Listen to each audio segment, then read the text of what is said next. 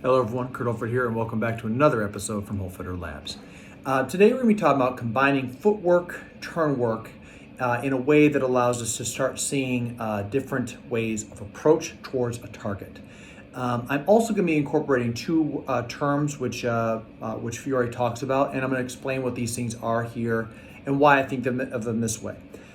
These two terms are going to be Zogho Largo and Strete, which typically mean just narrow and wide play. And I'm going to be explaining how I see these terms, and how I think that applying different footwork shifts the narrative about what these things can do for us, and maybe give a little bit of perspective about why I've come to this point. This usually comes around in his sword manual. However, once again, I don't necessarily think that Zogho Largo and Strete just mean how close in proximity you are to somebody.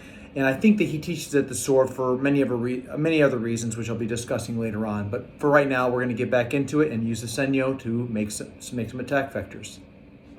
So once again, we're here with the tape laid out in front of us. And in a moment here, I'm going to pop up a Segno that this way we can sight hails in the front of us right here, and it also raises up in this direction. We're going to talk about that, what that does for us and everything else, okay? So right now, reviewing wise in this, we know about accrescimento, decrescimento, passare tonare, volta stabile, mezzovolta, and tutta volta. And now I'm going to be talking a little bit here about what I think the concepts of stretta and largo are. And even though a lot of times in dialogue and conversations, and within different type of martial arts communities, there's a lot of talk about here like it's just length. However, I think that largo and stretta are on this display right here. And largo and stretta are a matter of how, if we lay this down, if I step offline here, if I step wide towards target, then I'm utilizing a largo, a wide measure. So, or wide play. And a big piece about this is if I'm sitting here and I utilize this, and I'm just going to keep myself mapped right here, this helps us understand. If I step wide here, then we know that this is the line that I've come up here. All I'm doing right here is I'm about an inch or two here. I step offline here. I didn't gain much ground forward, but I shifted it off to the side. By allowing myself, if I crest once again to this line, you can tell that I'm already closing into a line that is closer. With that being the case, however, this is where, once again, we can utilize accrescimento to get to either of these lines to shift. And already you can tell how much I'm straight up here against line to line, but it's already shifting where the line goes against me. I do the same thing here with a passare and tonare. I can passare to largo, I can passare to stretta. And we can utilize these things to kind of create different angles. Now, what I just did right there is if I go largo and then I shoot forward to stretta, you'll notice that my foot here is still angled off. So once again, this is not me going straight. Remember, passing passare and tonare is just, I'm walking forward, that's passare, and here's tonare.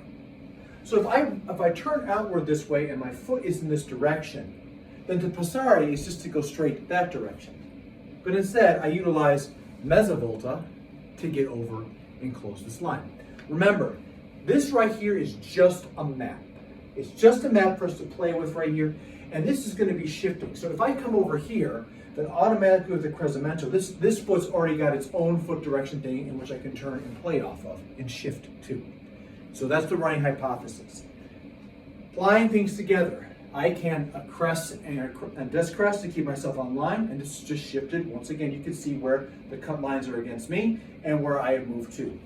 I can do the same thing here by passing over here and then discressing, and you can see once again how it shifts. I can utilize this here to accrest and discrest, and how I'm starting to challenge and maybe threaten one of these lines right here, okay? And how I can utilize right here, again, maybe I've come over here, I come onto this side, I pass forward with this, and then tutta volt to the side right here. Now mind you, all this right here are some of the concepts and terms and functionalities that you're going to see with the plays later on within the manuscript. But understand that when we talk about this, we're always talking about, at least from my interpretation, I'm always talking about traversing lines, passing through different vectors, and being able to challenge this lesson right here of fortezza, arricchimento, avvicinamento, and prezzezza at all times. If I'm over here, then the fortezza is shifted and they have to change. And with speed, I can take advantage of that. So this just kind of, once again, builds upon the concepts that we see here on this ground right here, from the starting ground of our feet, and then working into the basics of concepts of what our length and measure are. And then we start combining that with the line forward, then in front of us, and beneath us. So that's going to conclude this right here.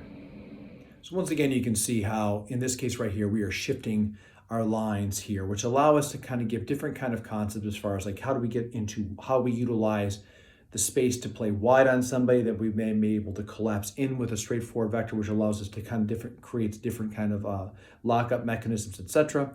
Again, this isn't anywhere in his manual, but again, I don't think it's not that it is not either. It's very ambiguous because you're kind of drawing these things out for people to consider at the time. And again, we can talk about that another time and place here, but ultimately the purpose of this was to give some defining ideas about what I think Largo and Strete are, and how combining turn work and footwork give us different avenues of approach against opponents so that we can apply some of the techniques that we'll be talking about later on.